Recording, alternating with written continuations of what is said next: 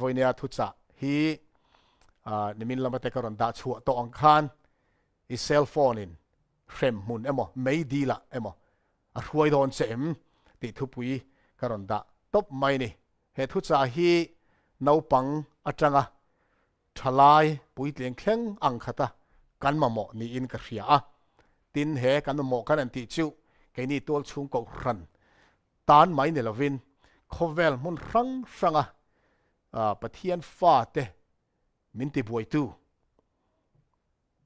khovel fin na le thiam na kal tlanga pathian mal som na kan don a hi melma seta po in setana po in rem changa lo la ve in pathian fa te min ti chiat na atana aman ro poi mo tak mai ni in alanga khovel mun rang ranga chung thil a chuan ke ni ko khan po hi kan bang thei bik chuang lo ni chuan voina he thu cha mang hian ke nge po a soi tu ra po hi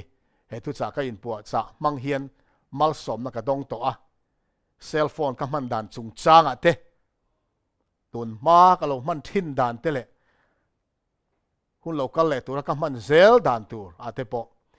in siam rem ngai om nia ke ma ka in riat te ka in mu chu te po a om boka ke ma pon ka hlok pui to ni chu chuan voi nia kan thu soi chu atang hian naupang thalai te pui tling te po in mal som na kan changa pathian ne na kan in zom na te po alo nget zo kanga alo thuk zo kang ti hi ka be sei ani FSC bunga chang som panga le chang som poruk chiari ni lo ngai thlang chudi chuan mi fing lo te anga om lovin mi fing te anga om zo kin in om dana phim khuru ni te hi a that lo awangin rem chan na te leizel ro ni te hi that lo awangin rem chan na te leizel ro athu thian lim kan chiar lalpan kan zatan tharimal min som sak ro se amen sang ni le som January thla khan Apple company in iPad aron release a chuda chuan duang chuak tu siam chuak tu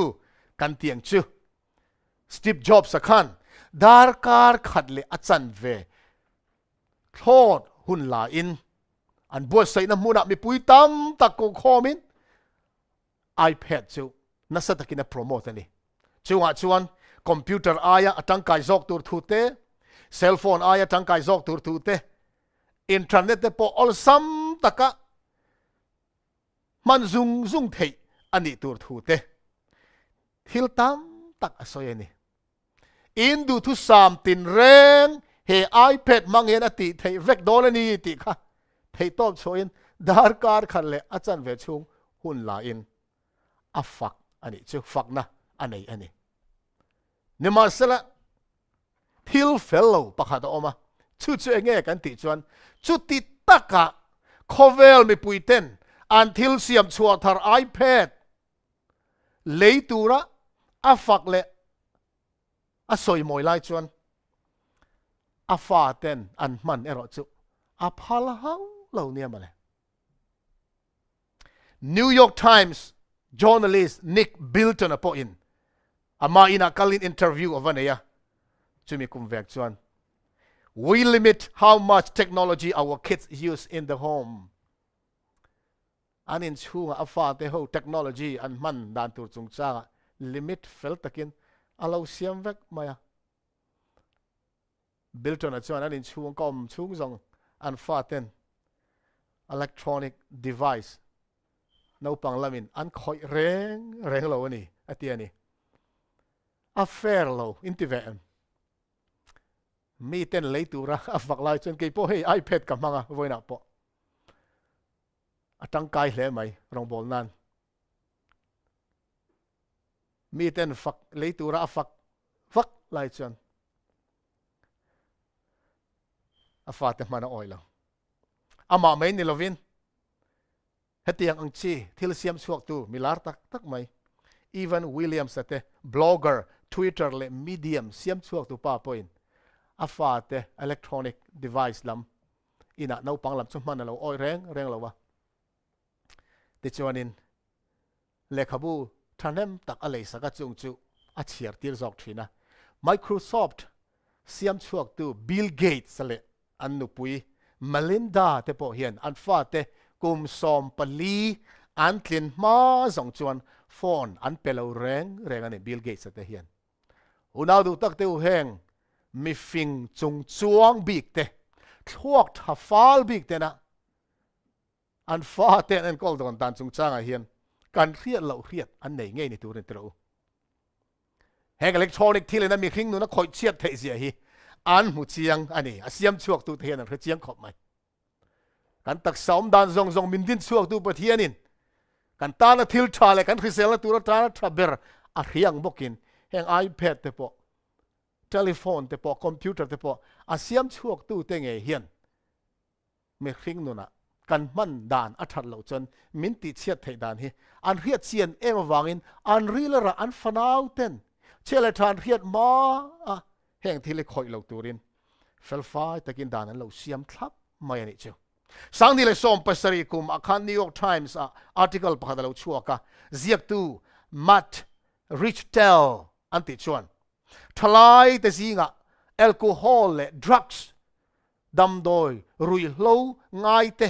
an kiam zel thu chan chin lom om tak mai ziaka ma se eng wange chu a chan chin zia chu thil lom om zi kluak ani em ti kan ngai tu chuan lom zi kluak alo ni chia lo thalai tu tianga drugs lam le alcohol lama addict an niam mek chu alom om em rualin eng wange chu tiang addict an tlem ta khang thil lama khan ti chuan thil dang lo addict ani ti kha aron mu chuak chho ta zel mai engen addict tak cell phone an addict video games an addict thil chi rang mai lo addict kha khan an hun tha kha an lo khoral na sa em mai ni ti po an mu chuak chho ta zel ani voina he cell phone in Meidilah Hremhmun don sem kan ti hian cell phone chau ani lova kan soi tu mai hi screen addiction hrim iPad te po telanga computer video games te po atel ve ka di ti te kan riat ka du bokani Ohio State Wellington khwa mi panau pang du om tak mai nu le pa fel tak apa po rong bol tu New Life Assembly of God pastor ni me kaniya Christian chung ko thatak ani ma se van doi thak tak mai in an fa pa kum som le paruk mi in an nu pa in pistol in a ka pani nu le pa te eng wanga chu tianga boina rap thak tak lo thleng ta nge ti chu police ten chu tlangwal a ming Daniel Patrick kum som paruk mi chuan an mana han zo chuan video games alo edika a video game adik ming chu Halo 3 ania ton ma chu no pang thu o tak mai nia Christian chung ko thata ta lo se dian nia ma se van do thak takin in hliama akal thei ta lo skateboard a chuan na a ke ul palta ka khan ina a omta chu tia khor ta om lai chuan a thian te nen anin koma a thian te nen tangin video game kha alo mel riat ve ta ati ve chan ta ni chu di chon na satak main video game chu a khoi ta aron adikta apana mu chu chon a khap ta bur maya te chon video game te chu lak saka an closet pakhata khan lokar ada ta ni chu a zong mu zo to lo apana lokar ada ni ti khata apa lokar chabi chu a zong ta to ba chon a mu chuak ta ni chu a lom em maya pa chabi chu la in apa ina a video games at huruk na chu a hong ta chulaya chuan a zon make video games ba ka 9mm pistol apa da that po ka ama muta po ni alata living room aron kala pa te na anule pa living room a khau chan lo thua nanu papa thil surprise tur cheu ka nei in mi ching lok ro u aron tia an mi chin lai tak hanaron kap ta ni anule pa chu an lua ve ka pa anu chu choble chin le thinga la ma se vane se mi pa chu a maya ti hian a kap klewa thi sanaro chu chuak na em mai ni vane thak ta me u te in rang chang to te nu pa kha thil khiat lok po nei chong lovin an in aron kal lau maya chu wang chana pa po thi lo wa chan chu anita ani hengi soitura tam le maya Wisconsin a tlangwal kum som ni le pakhat mi Sean Woolley an ti po video games a addict ve wangin ama le ama a in ti hlumine suicide ta EverQuest ti amingan pek video games ani pon alo addict ve anu credit card te ru a chung chon online video games te kha le ti khan ti char mai ni anu na man chuaka ka te lak saka ti thei to lo tu na khapama se adu lo wa alo addict nge man to lo tu wang khan an ina tanga tlan chuaka apartment te ho a an na te bang ti khan ama te khan ina khan video game kha be ta char mai ni ti chuan kum khat athi kuma chuan hun reivak local ta mi khania anu te na in an vatlo a lo in lok tlat mai sia an lok vak va hong tu om si lawa an han ti chian lu chu video games a khel mek na computer ma khan a lo in ti hlum der to mai ni an han lu chu a room te la chu bol hloi na bal mai pizza e bang noi te ar saru te nen khan lo pher noi mai ni me ring set na mun khan i to lo ra ranga lang val fel et oi thin tak mai kha video game in anun ati cheral fik mai ni chung te chu soi sen chi ni lawa hele khabu glock kits ti a hen Nicholas Carderas in Alozia chu tiang chan chin video game sa wanga chung te ti chia ma ni nun in ti chia thalai tam tak no pang te chan chin ta hen zia ka hen kan chiar chuan a hlau om hi ka ti mai ni voina hian ko khan nu le pa te pi le pu te kan vai mai in kan fa te kan tu te hun all an man ral dan hi tun ma ai khan ngun zo ka kan ngai sak alo tu ta heng thil thalo tak thi an lo addict ve palangem an addict ma nge ya thei top chua kan ven him atu la ni kan ko than future tur te ka thir thina ka ngai tu thina tu na ya po hi tong chung chang te po ka soi mol mola mi then kha chuan nin om te point lo ti mai theya khang ko khan in ngai thiam te po ka deal mol chewa ma second future tur kan thalai ron ni chozel tur te an live an hun man chho dan tur ko khana ron involve thei dan tur te hi ka ngai tu hian room chang ka nei tamani apoi mo ber chu an tharau nun hi kan ngai sak avan tul iswa an nei to em kan fa te la li so Krista an ria em an un online ti nuam an ti ber enge ti te tu na hen kan ngai sak avan tul to em trau cell phone chung chang te po soi tu ra tama hey thian zo ko ram nem ba te ka in kom ho na te ka soi thina thei sela chu cell phone smartphone mang lawin flip thei te America kan thel lema ka cell phone man hetian flip han koi thla le koi hon le thei mai phone lan le phone call nan le text nan chau man thei kha mang le ila ka van du te ka ti thina ma se thei to lo ani ko ran information kan in pek chuan po tun ma chon email kan mang thina email the computer kan check thina tuna chuan email po cell phone kan en thei ta email po kan mang to lo WhatsApp group kan siam WhatsApp atang information kan in thon chuwa kan sial zung thei ta ni ke hian chu ti ang flip thei cell phone chu mang ringot don ni la a thei to lo ni eng po ni se cell phone khrim thei unau te sual ni hau lo a poi mo ber chu kan man dan zo kha a poi mo ber chu ni cell don ni tu na chan man lo po thei to lo kan camera zong po cell phone ni to kan calendar te po cell phone ni ta alarm te po cell phone kan da to reminder te po cell phone a engkim kan da to ni cell phone lovin nun kan mang thei to lo ani hi khovela chan chuan cell phone in Meidilah Hruai don chema cell phone kha nol bo tu le pai turin voin hen kan in fui reng lo wa zona poi mo tak chu kan nun hi cell phone in min control nge ni ya ke ma nin kan cell phone kan control zo kan ipad te po computer te po ni se chu voin kan zo na tur poi mo tak chu ni ta zirmi den zir dan chon America rama hian za som kwale panga in cell phone an ne ya chung zinga za som chung cell phone nei zong te chu an cell phone te smartphone ni vek lawa smartphone mang tu ero chu za som sri le panga ni anti ti chon cell phone mang tu te na kum khat chunga phone kan pick up tam lam hi zirmi ten mi asang tel asing tel an dik na an mu chua chu ipa kan da emo do kana kan da emo kan cell phone da engmo ti tur en mai tur mo text tur mo call tur mo phone kan pick up zar kha kum khata voice sing riat le sang khan le zanga ani ante cho rualin chu dar kar khata hian voice som panga zel phone kan khoi ti angani chu once every 4.3 minutes minute li le point pathuma voi khat tum khat zel cell phone hi khoi tluk kan lo ni chu cell phone hi kan khoi na se em mai ni tu na phei chuan biak in chunga po phone khoi lo om thei lo te mun rang mu tu ran om to a pandemic lo thlen ma khan ke ni po kan ko khana kan buai pui pakhat chu biak in chunga pathian chi bai kan buk la ya cell phone kan khoi thing kha kan buai pui pakhat ani ring tu hian chak lo na te til lo te chi rang kan nei theu aniมาเซอุณาตัวก็จะก็เว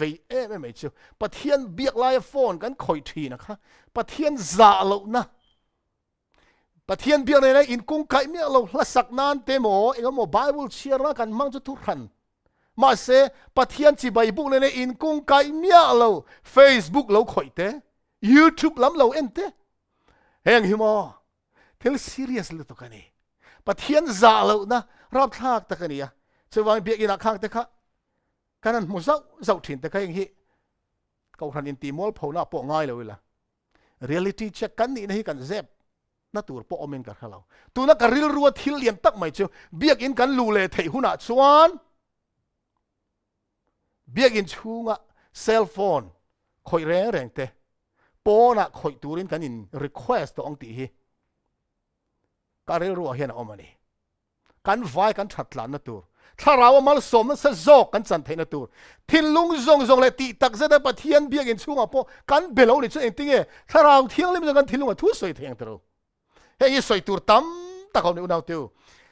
12 ways your phone is changing you ตีเลยขับบุษยกตัวโทนี่เรนคีจวนตีให้เนี่ยสวยกันน่าอาจารย์กันอินเทียร์ฟิล์มเทนันตินกันเลยลิงก์โดนอะไรยัง digital destruction แห่ง digital ที่แรงโฟนอังจีอินามินตีบวยนี่แห่งกันมันฮีกันน่าอาจารย์กันโซลหาดำเทนันเลยมั้งกันอินลากขันเทนันกันมังตั้งปุยนี่ทีอเมริกาเราเห็น college student จ้าสมนี่ที่เห็น college อันสิไลคลาสช่วงชุดแม็กไลน์อันสิไลน์อินกุ้งไก่เมียเราที่ลันเซลโฟนอ่ะอินเทอร์เน็ตที่อันคอยทีนอันเดียนี่ปัจจุบัน we use digital destruction to keep people away ปัจจุบันมีเตประเทศมีครึ่งมินเสียมด่านฮีอินคอมลิมตูร์อินพอลลิมตูร์มินเสียมาเสแห่งเซลโฟนเทียนอุณาเตอกันบุลนายมีเทนเฮียนมินตินายแล้วมินติลัดตัวละนี่ชุงกัวกันชุดโฮไลเตกูรันเตกันอินคอมโฮไลเตเฮียนอินขัดกันชุดโฮไลเตเฮียนตู้มาอินเบมีอะไรวะมานี่เซลโฟนเท่ากันจุกเมลจางฮีอาตัมโตนี่เตออุณาเตอแห่งฮีทิลดีกันนี่เราFacebook อาจจะการเทียน Facebook account กี่พวกกันในเวทเขามาเสกมันด่านตัวละเองที่ก็มันนั่งตีข้าพอยหมดไลฟ์เบอร์นี่ตาจิรมีเตนหูชัวเจอเฮนี่โซเชียลมีเดียมังตามอัพยังอันลิมโลตออันติดละอีปมเมียงแห่งฮีจะวันการข้อหาไลฟ์เตการลุงไงไลฟ์เตการทับผ่านไลฟ์เตการมังอ่านไลฟ์เตเฮียนการคอร์นั่นเตมินเนมตูรินโฟนอีมังระวังข้าขันเรื่องเราเตชุงกันดูมินเป็นบอกกันตีไลน์นั่นเสจก็ข้อหานะนั่นเสจก็ริรุหานั่นละมังอันนะมีอะไรลุดจอกันนี่เจ้าวังชวนินการคอร์ไลน์เลยการมังอันไลน์การลุงไงไลน์เทียนมินเนมตัวตานเฮ้ยอภัยหมดแบบสามเจ็ดตัวลัลปานังเจ้าหินี่มานี่เจ้าปอหิมตะกมินอมตีร์เทตัวติค่ะเฮ็ดยังเห็นอะไรบอกกะโทนี่เรนกิชัน we use digital distraction to keep thoughts of eternity away จะตัวทิลเตไงตัวเทเราตูรินแห่ง digital distraction เทียนมินเสียมันนี่อันเราเตียนี่ชิววันป่วยโมเอ็มเตเราจะตัวทิลปอไงตัวมันเราเองแห่งกัน device เทียน kan hun tha min ei zo sak me kani unau te u Dr. David Greenfield antia founder of the Center for Internet and Technology Addiction and psychiatry professor at the University of Connecticut School of Medicine. Connecticut School of Medicine a professor ni mek Dr. Greenfield chuan cell phone I addict lo en fi na point aron siama karon share don mun takin lo ngai thlang u in ri ru khan in ku zung tang lo thiak ngak ula he karon share chua tur zinga hian pakhat atanga panni a hian itelani chuan okay normally lani hi ila addict ri lo pathum atanga palia itel to ni chuan your behavior is leaning toward problematic or compulsive use boina in my tanta I addicted to ani ti nani ti pathum le pali ni chuan panga tanga aya tama hian ilo tel to ni chuan I addict ti thei ani to panga ai atam chuan ati pariat aya tam to chuan real doctor psychiatrist I pan to don nia behavioral addiction for consultation Dr. Ron atul to ati chung singa chuan hetiang hian ani pakhat na chuan I riat lo kar khan cell phone man nan hun tam tak I lo seng reng thinem apan ni na chuan I riat lo kar khan kamang ti po in riat hau lo khan I hun all dewa khan pianga khan cell phone khai lo hum rengin I lo en le ngar thinem ati pathum na chuan I cell phone I man dan kha I track thei lo hial thinem palina chuan mi te na phone call in biak nan mai chana in biak nan ain call a biak nan ain texting te tweeting te email man nan te hun tam zok phone I lo mang thinem paruk na chuan tun ai hian ka cell phone mang claim thei deuh ila o I in tiam pasari na chuan cell phone I mut pui thinem I lukham no e te da thinem emo I bul maya cell phone I da thinem pariat na chuan a chhuna zanin text chan let nan te tweet chan let nan te email reply nan te I hun tam tak kha chhuna zanin I lo mang thinem chu chuan I na po ati buai cheni ina tho thina po kha ati buai cheni ti khereng chung khan chu de chu hun I lo mang thinem pakwana chuanin motori khal lai te le thil dang engamo I ti mol lai I text thinem phone I khoi thinem I drive lai te in Facebook te khoi thinem email I khoyem I text em I tweet them Snapchat te ATM ate som na chuan cell phone I khoy wangin I na kha I tho ra kha atlak niam pha in khiem ati bokane som pakhat na cell phone elo chuan thiam to lawin hi omem chumi an pui sop phata I an kal chua changin motor ni tlan to phone I theihil ta tingai na omlo ti in kir le in phone I vala wang thinem phone la turin I tlan chuak to zet in kir le so I chang te in I pui te ne ni chung te ne ni thian te nen in biak na hun omlo khopin I choi na do ka na I thleng te nen ang khatin I phone I da thinem I cell phone alo ring in alo bip sin text I don in email engemo I don in updates te lo lu khan chop let sila en ngal zel I du em tum reng po ni khan chong lovin email te I lo check le thinem I phone te lo khoi le thinem te ti zona som baron siami khanga khan panga ayatam kan thil ti thinani chuan kan edik chan to ti na nga Dr. Greenfield chuan angaya pariat kan thlen to phe chuan Dr. mu ngai to ani ati addiction a hian cell phone addict hi in riat a har viau mai theya thil edik dang ain midang te poin thil sual ti ang khan kanin ngai har mai theya drugs addicted thil dang addicted chu ko han pon kan ngai poi wo viau mai theya cell phone addict awang chon chas bo chu kan thu kher lo tero kan member chu mi khami chon cell phone addict lat maya inarin na khoi chedona a chung chang ngai tuangu chas bo kan thu hau lovang ma se kan ril ru mental health kan ril ru sel na te a khoi che em maya real life relationship kan nun tak taka kan chung ko member te le kan ten rol kan rong bol pui te ne kan in lai chin na po cell phone hian na sa takin minti chiat sak me kan itu na hian kan soi to ang khan social media mang tam apiang te hi an hlim lo tol tol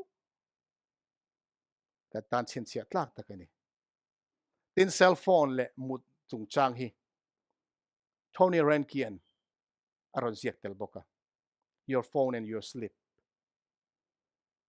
doctor te soi dan chuan zan kan mun hun lo thlen hian kan mut ti chuak tu tur kan taksa hian hormone chi khat melatonin ti hi taksan ron pe chuak thina kha khan kan mu ron ti chuak thina te ma se kan han muwa khwa lo war hian boruak enga tang hian blu-ray alo kala kha khan meron ti har thina chu tiang blu-ray chu eng zung pol kan ti mai do le mi kan tongin chung chu screen atang hen alo chuak ka chu wai cell phone khoi ring chuan ipad te ma computer khoi reng chon mu de chuak thelo a chan chu phone eng atang a blu-ray ron chuak kan mi atang kan thuak a luta kha khan mut ti chuak thei tu zong zong khalo block vek awangin mut reng reng a chuak thelo ni udau du tak teu thil hi serious ta kan ngai tu anga ya kan hian lo lai hian tir ko in kan buan te ti sa le thi san ni si lo lal na te thu nei na te he khovel chunga rorel tu tele van huna tharal so sual om ho te ni zo tiang khan tharau in beina cheng me kan nia hian chan kan lak atula in tha da thei kan van ni lo zan rei tak tak atul lo kan men te hian jing tho mat a thei to lo wa an nakal ma te hian trong trai ur sun tak te mang thei thi ni la an nakal ma jing ma ta ka te hian ti tak thla ka ur sun ta ka bible chiar na hu ni dar chan ve tal emote ti tak thla kin dar ka khat pui pui kan mang thelo ne pon han chung te han mang thei thin tai la kan tharau non chu mal so ben pon om na son em telo mai semo zan hun kan man adik to lo chon zi atuk zi khang khat thei to lo heng zong zong te hi kan fiani chuan kan run pui hevan tul to mi fellow mi fing lo te angin om lo in mi fing te anga om zo kin in om dana film khuro ni te that lo awangin rem chan te leize ro min ti tel kowin rem chan nei leize lang o America phechon mo hun hi a chu in kan chu angai te o adikalom kan khachia ani chuma rem chan te te kan chu anga ya pathian in thiang lim ta nung turamin ko mek lai le sual ina min be mek lai hian thei top chua nun tha pa kan tran ve lo chon mo eng tia kan din zo ang le tin mi thiam ten an mu thiam chu cell phone khoi tama piang ten bible chiaran that se zel titla phone an khoi thin ban san har ti em te hi le khabu chiar har sat christian te an lo ni zel mai chu wangin phone kan khoi tam chuan bible kan chiar tlem nge don ani zan kan mu don te hian engmoti mai nan phone a hun kan khoral thine chung ai chuan bible chiarin munna khum kan lu ma ten hun mang ila ursun taka tong trai na in kan munna khum te hi lu thin ila awan lu don zinga hlim takin kan lo tho lenga lal pa chak na in pathian polin zing hun kan tan le theyanga awan lu don Lalropuia pek zanga som ko panga ka chiar to thini chiar non lengu boina no nung ber chu lo thleng tep to ani Krista do dal tu chuan kan min mu thil mak tam tak ati dona alem chuan taka an don em awangin pathiang le ka bu thiang lim mang chau lo phei chuan thiar han thei ani don lo Bible thu tak kul bangata na mang te chau lo chu in be na nung ber rap thak taka chuan tu ma an ding zo lo wang hei takin lo thleng don ka ngai to chang hen ka tim oi thina ni hei in be na rap thak ta me tu na po hen hei khovel mun rang rang a tharau lo thleng chu tiang khatiang lo thleng an tiat mi tam takan chi ayan boi zel ani ma se na kina chuan in Lalropuia kan muang khan thu puan bung som pathum te po in min hrila sadana hian vana Meidilah ko thadon ani tu na hian vana Meidilah ko thei rong bol tu mo lo kal sela chu kan van bor na sadon em tiro khang kha kan ma nei lo te thleng mai don ani chu wang chuan Bible la hian rin na kan nga atan kan lak lo chuan kan ding zo don lo sam jiak tu na tinga sia kha I thui ka ke tan te hian khon var ne ka kong tan eng ani kan ke tan khon var kan kong tan eng ani hei hi ngai na tur chiar tur kan van ni em tero unau te u Tony Rankia tho chuan hetiang hian ale khabu ka soita khana zia ka pathian akan hlim na hi din mun hlau om tak ka alo ding ta chan mai thei din huna kan ding ani we feed on digital junk food and our palates are reprogrammed junk food rim hi kan tak sata hina thalo chot tak po ni lo wa kan ei tam chuan kan thisel ti chetu zel aloni zoka chot tak ei turin kan taksa hian amamo ani chu tiang ang bok chuan heng social media chi rang kan tharau tan junk food ania chot tak ni lo alem mai nia tharau nun din mun chezoka min thlen tu ani tui kan khiat na ti chetu ani boka heng junk food ti pona bazar an zorong ti junk food ei tam hian kan tak satana chot thazok te ei chang lo na min siam an ti tlat tui kan ti na tui kan khiat na kan tak sa sense po hi a khoi dang lam vek thein junk food hian so on the junk food ei hi a reselo em angin heng social media chi rang in man tam te hi tharau cho ril tram lo na min thlen tu Bible chiar that chiat na min thlen tu tong trai that chiat na min thlen tu ani WhatsApp group a po hian ko hren kan siam WhatsApp group le kan nau pan laia ka thian hlui te nan on siam group a min eta Europe rama te Asia a izolama thian hlui te min chu che pol lama chan group khat chia ka nei ni e WhatsApp group te poi chi rang tama el tam chuan message kan dong tamanga thil tu lo kan chiaranga kan hun tha tam tak chung chan min ei sak zel do ani soi tu ra tam em maya ti chuan cell phone kanan soi ta ka chuan addict phone ne in kai noi tu na mi tam tak thalai te nan addict chu internet pornography hini ti in Tony Rankian aziaka smartphone make free pornography easier than the weather forecast in boruak in tingelo om le don ti forecast in cell phone atang hian heng video bol lo en zung mai hi a all sam zo na yan yetia free porn accessed on a smartphone represents a spiritual epidemic of unprecedented gravity in the history of the church free adu to cell phone pornography en zung thelo om ta hi ko khan chan chin kal ko khan chan chin a hian tharau lama ri hlau om tak leng dar me ani ti in Tony Ranki chon lo sia ka website chi rang a hian za som pani chu porn website ania chuan kum som pariat atanga kum som li le pako in kar mang tu te hi za som riat ai mai nan tam zo ka ti download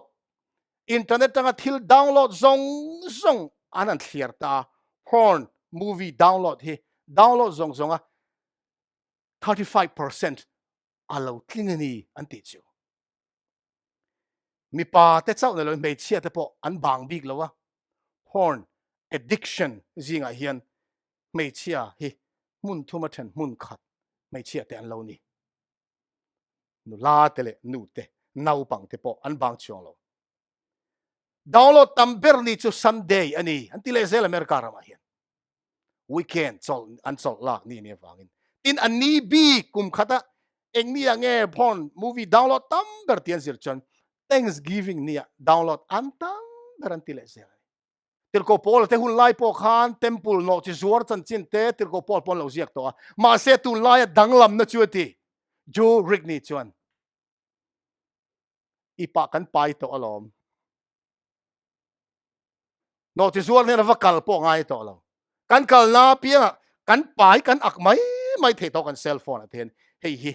alo em na chuani ti dora kalin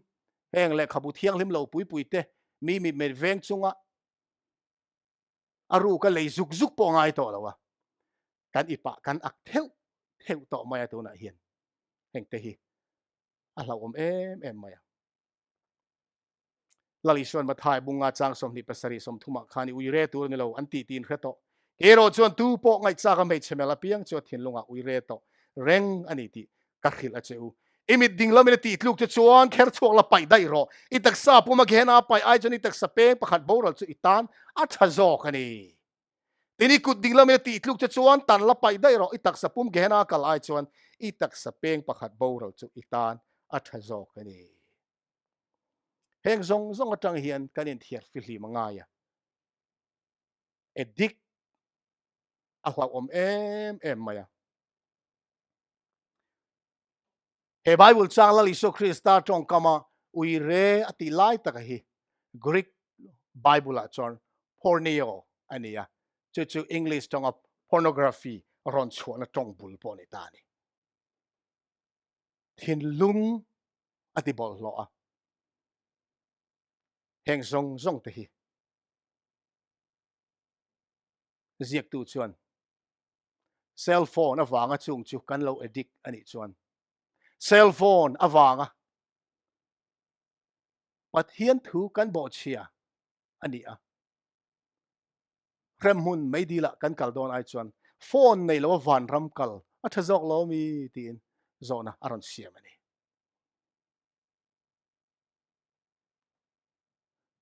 bible zia hun laia la ngai lo ko ran lo din chho laia la ngai lo so chi rang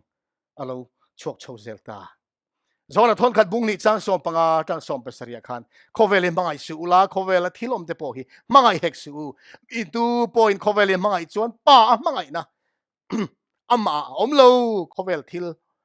omzong khovel thil omzong zong ti sa chak na te mit chak na te dam chung ro puina lem te hi pa chuak ani lo khovel chuak ani sok sia khovel hi achak na te chopina boral me kani pathian du zong ti tu ero chu kum khwa ina omreng una te khang zong kan soi zong khovel thil vek ania ala boral vek dona chung thil boral vek tur te ne na arwala boral nge kan thanang pathian du zong ti tu te ro chu cha tua ni na omreng ti ang khan kum khwa na omreng ang pathian chu kum khwa pathian ani angin adu zong ti tu te kan ni ve a ama ne na kum khwa chen kan thlang zok don lo mi Scott Ritsema anti leader of Belt of Truth Ministries he lar maya hetiang hian a soya chung ko tin a hian TV nei lo kan om to lo tiro tuna phei chuan pa khat ai tam nei te pok kan om to tun ma chuan kan man dan danga tuna chuan thil chitin chi rang movie that tak en tur te hi tam em to mai ni pathian ro puinan thil phat ka soi lu chu pian thana ka lo chan ve nu a hian sa khwale ne in kung kai lo thil movie reng ngai ngam takari ru pet tak hian movie pakhat mai ka en to ngai lo en te chu ka chak lu tu hok dak deuh mai ka ni lem chan chop ani ti Hremhmun la mu nom ti ber te siang ka telani ma se pathian khoi na zara khatianga movie te phuat chop thil lem chan chop mai mai ni ti khreng chung sia dar kartel hun khora tv ma thut kha khati thei to lo ni ke ma chak na ni lo pathian min om pui na le min tan pui na zara ni America ra mai hian chorwalin ni khata hian mi pa ngai te na tv en zat hi ni khata dar karli ni ti kum khata chu chu ni somruk le pakhat tv thlir tlukan lo ni ta thani aya tam thlot kum khata tv kan enti na ni chu tin halaya zia pakhat phei chu Scott Retsima soyani chu now pang te hi children and toddlers are getting in the same amount of viewing time heng now sen pom lai te now pang te po hian tv te alo en na sa mai na screen hi computer a cell phone iPad TV and thlir na salutuk to it is estimated that by the age of 6 the average child will have spent more time watching TV than he will spend speaking to his parents in his entire life yan min bara khai khop mai nau pang tam tak tay kumruk ang lo tina an TV and non screen cell phone tablet and en nanan hun man zong zong he kumruk ang lo tina en zong zong dar karan man ral za kha an dam chu nu le pa te ne anin koma nu le pa te an biak na tur hun chu ain kumruk an tlin khan an TV en hun khalo tam to zo te ne chu tia kan fa ten screen and en na sat chuan hil ho om tak ne to ni en lo pot hei lo ong te ro tu lai kan din mun a hian ma se kan limit sa ka ngai an en tur te po kan thlan sa ka ngai ni kan fa te hi Krista te khin thu te khan hun kan nei te pathian ta ni a azawai na ma ta vek ani a ro puina na mang thaturin mo phur na ursun tak min pe nge nge talen min pek te zinga hun kan man dan chung cha aya kher mai zual thil dang om lo ti thlot mai ni voin hen ngai thatu ko remember te le ule naw zong zong te in siam that kan tu na zon thewa in siam thang u tin kan somol mo du ni lali so Krista khan mit khap ka tin mai te angai lu ma kan tan po chu tiang po ko lu chu ni ti lut na nei lo anga liam tir mai nan chon kan dam chung hu ni a toy lu de we ta to na ta in bo sai nan en chin na hun toy te chau kan nei ya tu lo ta ka khoral nan te ma sial ne na nom chen nan te le sual bol na mana zong mana te zong a ui om lutuk ani hun lo om tura thi thei lo na nun kan nei thei nan kan hun nei chun hi nung chang that cher chu nan i mangang u te in voina hen men so mani pathianin ti tak zata ne na in hlan tura min som mek la hen unaw te ke ni po kan tharau nu lo chak zual theina turin thei top in kan beive don lo me kan ral hian mel ma pa hian mut hi lai nei ve si lo men ei chiat atum dan kong rang atang hian thei top chuan kan beilet don lo me lali so Krista chak narin chanin John Piper chuan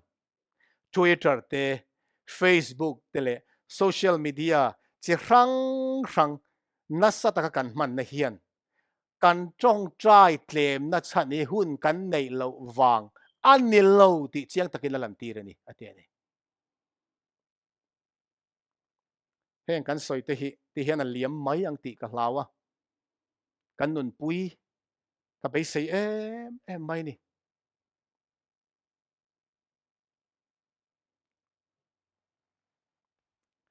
trong trai ti tak thla ka hun mang man lo ti tak thla ka pathian pol na hun nei lo hian cell phone khoi na ro chon hun kan nei em thin si hi sualani ti ipom ngamang umyang tu po thil tha ti tur riat ti si lo cho tan sualani thil thalo ka ti ani ka hun ka khoral mai ni ti kan riat theina ka tharau thial min riat ti rania chu tharau thilim som na omoi tak dim te min som na chu ilo chang zel lo tin kan som du a Tony Ranker azia kha mingai thiam Tony Ranky azia kha kan ko ran rong bol tu ziak tu thiam tak mai P Melody Mason in klemin karon rem dang lame ti ale khabu ziak ka chiara chuan tiang hian thuron menon pe a chu chu kan chiar chong Bible chang ten top kan khar don nia phone kan man claim thei non essential and time wasting application kan man tang kai lo tur application expire to zong zong poi phone atangin delete vek ro ati mudona phone khoi thi ni chuan bedroom pola khan I phone handa ta che ati ti chuan mut nai lu ma khan read a book instead of browsing online I mut lu ma khan online te han browse lo khan online thil te khoi lovin le khabu chiar jok ro tin thumin ro na zing alo ni lo tho huna khan after you have had your time with God pathian en huni man zo to nu khan prayerfully plan your agenda for the day before you look at the message on your phone or computer. I computer le send fault in ma khan ti tak za tong trai na in I hun man tur zong zong ta kha thin lu ta ka tong trai nen pathian ne na lan thin ro ati hi apoi mo ka ti kha maya ke po abik takin kan ram lo buai tak vak china hian message kan dong na sa video te le text message te in news tharlam tak tak te lo oma hei hi zinga ti tak thla ka pathian pol na hun fian rial man ma vaklik pat ol em mai ni khata Bible chiar tura in tukzat ka in tukzat ka chiar zo main hey BBC te ka subscribe wa YouTube a hian tuna tong minute som thuma live aron live to don ti te hi notification aron luta ril ru ala peng thina ni chu wangin he sarmon ka in bo sai ma de otang ka in bo sai nu a pechon fel takin thu ti tu na ka siama news kan ram boi te chon ril ru la peng lo thei lo ma se ni khada Bible chiar tu ka in tukza ka chiar zo ma ti tak tha ka tong trai pathian ka pol hu to zing devotion ka man zo ma chuan eng news ma ka click lawang eng text message ma ka reply lawang ti hi thu ti tluk na ka siam ania chu tiang chuan zing kan thole ma ziak tu na zia page kan an thowa kan mit pon fia takathil a mu ma khan phone ban thinem ti te zo na ron siam ani hek te hi kan in en fia tu em to mai ni Facebook te eng kim social media kan man na te hi phim khur taka kan man nga ya wa man phim kha ma ni mi mal than kha chon Facebook an man dan te an ngai tu ana pia Facebook a an ziak thin ni du zia thei ani miau sia ma se adik tak chuan kan ngai tu na te eng kim mai khovel mi zong zong te na an lo khiat chi lem lo khenga Facebook a zia zo vek khel kher te po hi a tul lo ni thil tul ma lo thenga chuan post like tu engza ne ka nei to ti vel te ena an ena reply engza ne ka nei ti te comment engza ka nei ti vel te ka anan chuile hun hi aral duak mai ni egi minan ti ni pon nang le ke pathian ina thiang hlim tura akau te tan kan ti ve tura ni lo ve pakhat thuron aron da che biagin ani online I cell phone biagin chuak keng lut lovin motora no chia turin han ngai tu chin te ati ani lo vek le I cell phone biagin chuak off tai chin ta che a changot mai te ro mi mal ming soi hi thil thaber ani thin lo pulpit a hian mi mal in chol mo nang te po anga tu na hian la ti zelem ka khelo kan soi mai anga ka du nau pu se na biagin chunga cell phone a ken lo ka khengai lo ni a motora phone da dai thina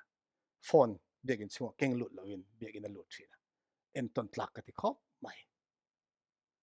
kan keng lu tani vek point off mia zel avan them pi melody mason chuan khovel rorel tu le lal te ma idin lai le ibiak lain phone call ibengam lova text message po i khoi zut ngam lova Facebook le social media te khovel la ro pui ma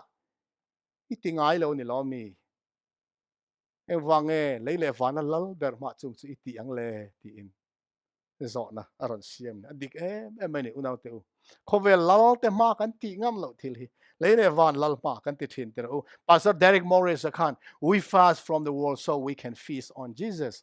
khovel thil te kan cha na nga ti chuan Krista nen ruai kan the thei don ni tharau ruai kan the thei don ni ati korin thon kan bung cha so mani khan eng boyam ka in phallo ati tir ko pol chan avan en ton tlak em tir ko pol hi eng mai min boy lo eng boyam ka in phallo Krista boy ti lo chati mo eng in nge min boy le kai ni FCC bung ruk cha mingai thiam ro rom bung ruk cha so pa ko khan in tak sapeng te chu bol lo na hne na le bo che na turin bo che na hne na boya in pe phal ang khan pian thar ma thil kha tu na in tak sapeng te chu thiang lim turin fel na hne na boya pe phal ro u ta ni avan moy he som na hi kan to ber bible chang ta zo hana bung riat chang som thum le palia tangin som thum paruk thleng chiari la ini sual ne na ti tak me ti tak me ka khila cheu tu bo thil ti sual piang sual boy ni boy chu kum khuain ina om reng lo fapa ero chu kum khuain om reng ten chu ti chuan fapa in boy aban cheu chon in chuak tak mewang unaw teu ek cell phone like screen chi rang addict he addict dang ang tho in ma ni chak na chua mai the ni lo ni heng hi all some te tha mai thei an ni rang lo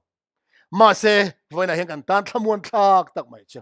sual zong ne tu lali so Krista chandam tu kan nei ni chu kan chandam tu chuan tharau thilim kal tlagin min pol le min biak ado then ma se kan soi ta kangin atan hun kan pe thei thin lawa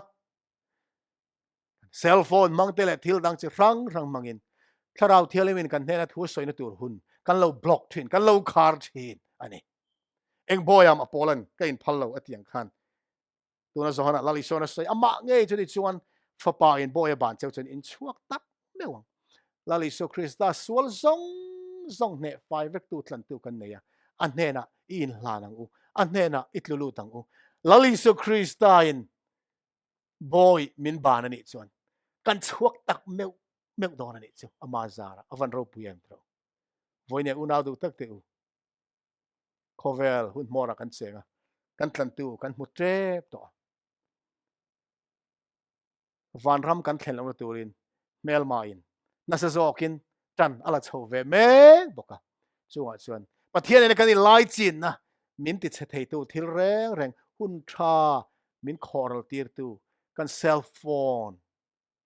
le thil chi rang kan man da na hian in en fiat themo voina kan thu soi tang khan ke mania in siam that tur lai te om chuan lali so Kristan hena tlulutin ama ne hun tam zok mang thei turin in lan themo te voina kan som do ni thu cha kan pon chu zong te a ro pui na le a fa tan mal som na ni thei turin but hianin mal mi som sa ro se amen